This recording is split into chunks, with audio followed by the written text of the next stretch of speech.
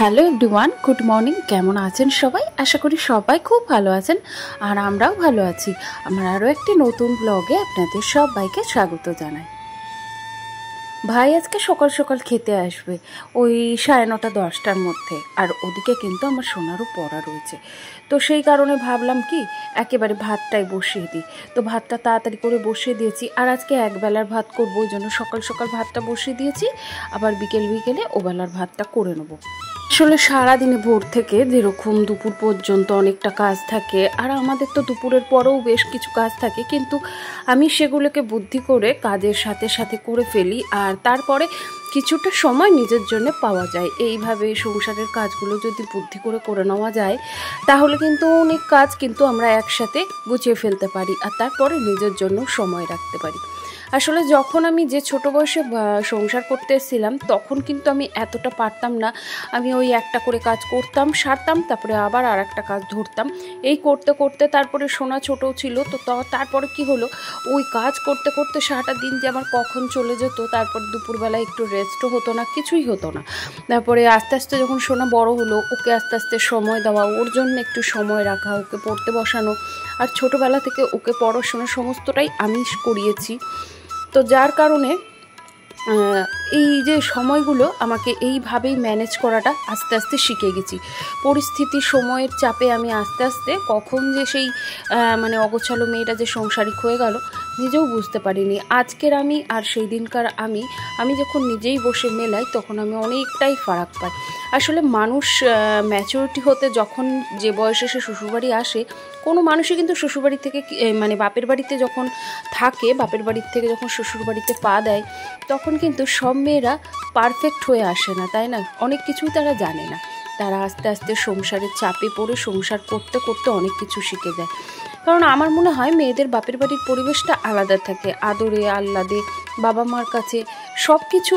এই যে সংসারে নিজের সংসার, নিজের দায়িত্বে যে যে কাজগুলো করা, তখন সে কাজগুলো কিন্তু হয় না, আর যেটা আস্তে আস্তে সংসার আমাদের শিখিয়ে দেয়।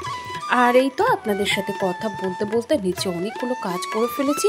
বেশ কিছু কাঁচা ধোয়া ছিল, আর গতকালকেরও কিছু জামা কাপড় ছিল যেগুলো একটু স্যাঁতস্যাঁত করছে, তো ওই জন্য আমি ছাদে দিয়ে গেলাম, আর বেশ সুন্দর হাওয়া দিচ্ছে জানেন। তো এদিকে দেখলাম মোটরে বাবা জল তুলছে, তো তার জন্য মোটরটা একবার চেক করে নিলাম যে কতটুকু জল আছে। কারণ আমাদের তো ছাদের ওপরেই আছে, আর চেক করা যায়। তাহলে কি হয় বলুন তো, আমরা মোটরে পুরোপুরি ভর্তি জল করি না, একটু খালি রাখতে রাখতেই মোটরটা অফ করে দিই, তাহলে কি হয়, জলটা পড়ে নষ্ট হয় না। তো এইভাবেই আর কি চালানো হয়। একটু ওই যে বললাম, মধ্যবিত্ত সংসার, একটু বুদ্ধি করে সব দিকটা একটু বুদ্ধি করে চালানো হয়, যাতে কোনো কিছু নষ্ট না হয়। কারণ এখন যা পরিস্থিতির দিনকাল, তাতে করে কোনো কিছু নষ্ট করা বা অপচয় শেষ করে দেওয়া, সেগুলো কিন্তু ঠিক না। তো তার জন্যই সবাই মিলেই বুদ্ধি করে একটু চালানো হয়। তো যাই হোক, ছাদে মনে হচ্ছিল না যে ছাদ থেকে নিচে আসি, তো এত হাওয়া দিচ্ছিল, মনে হচ্ছে ছাদেই দাঁড়াই। আর ওয়েদারটা এত সুন্দর, সত্যি কথা বলতে কি, অতিরিক্ত গরমের থেকে আমার মনে হয় এই বৃষ্টি বৃষ্টি ভেজা ভেজা ওয়েদারটা আমার ভীষণ ভালো লাগে। যদি হ্যাঁ একটু চারপাশে কাদা হয়, ভিজতে হয়, তবুও যেন ভালো লাগে।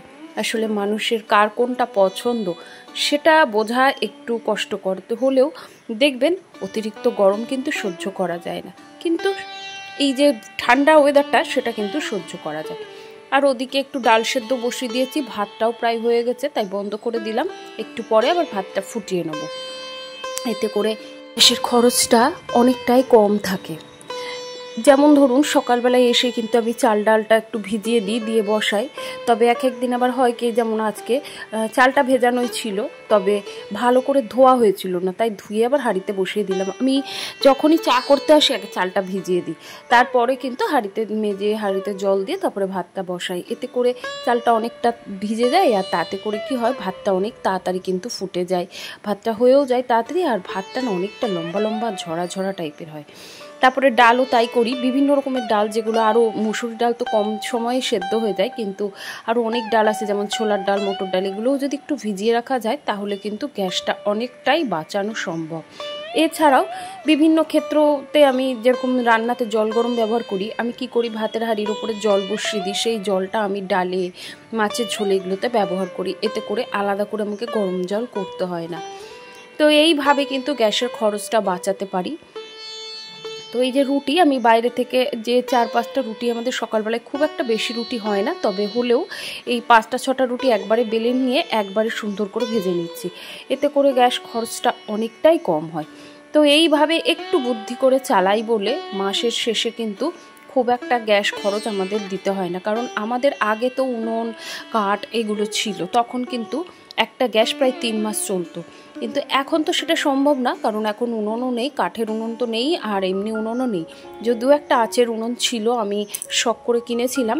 তো তারপরে কী হলো, আমার শ্বশুরমশাই সেই উনুনে মাটির অভাবে উনুনটা না ভেঙে ভেঙে যাচ্ছিলো। তো সেই মাটি জোগাড় করতে পারিনি, পেছনে রাখা ছিল। আমার শ্বশুরমশাই কবে ওই লোহা লক্করি যারা ভাঙড়ি বেচতে আসে তাদের কাছে বেচে দিয়েছে। তো ব্যাস সেইভাবেই উনুনটা চলে গেল। তো আমি উনুনেও রান্না করেছি, আমার ভীষণ ভালো লাগে। আমার মাকে দেখতাম উনুনে রান্না করতে, শাশুড়ি মাকে দেখতাম, আমি নিজেও করেছি। এতে করে গ্যাস খরচ অনেকটাই কম হয়। আর গ্রামের মেয়ে তো, মাকে ছোটোবেলা থেকেই দেখেছি কাঠের উনুন, মাটির উনুন, আঁচের উনুন এগুলোতে রান্না করতে। তো ওই জন্য আমার সেরকমভাবে কোনো কষ্ট হয় না। আর গ্যাসের খরচটা যতটা কমানো যায় ততটা নিজেরই ভালো, কারণ আমাদের বাড়িতে প্রচুর সদস্য সংখ্যা একটু বেশি, আর রান্নার ক্ষেত্রটাও অনেকটাই বেশি হয়ে যায়, সকাল দুপুর রাত্রির সব মিলিয়ে। তো যে ক্ষেত্রে গ্যাস খরচও বেশি হবে। তো একটুখানি যদি বুঝে হিসেব করে চলা না যায়, তাহলে কিন্তু মাসে 2টো করে বা মানে একটা গ্যাস 20 দিন যায়, তারপরে আবার আর একটা গ্যাস লাগাতে হয়।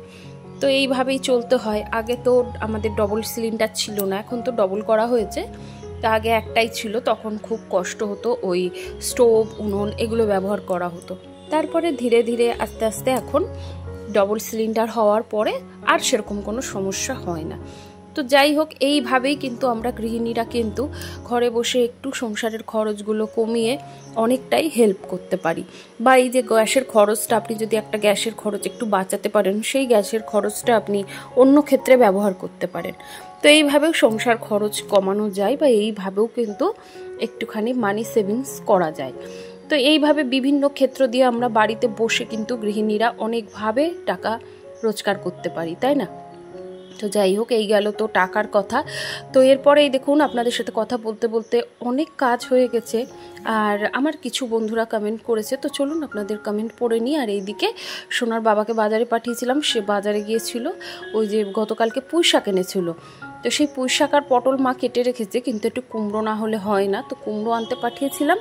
তার সাথে এই যে ডিম এনেছে, আগামীকাল ডিম রান্না হবে। আগামীকালও হতে পারে, আবার পরের দিনও হতে পারে, তবে আগামীকাল তো শনিবার, সেদিন আর ডিমটা হবে না, তো রবিবারে হবে। আর ওদিকে ও আবার একটু মূলও এনেছে। তো এই দেখে এবার সবজিগুলো, বাকি সবজিটা কেটে রান্নাটা বসিয়ে দেবো।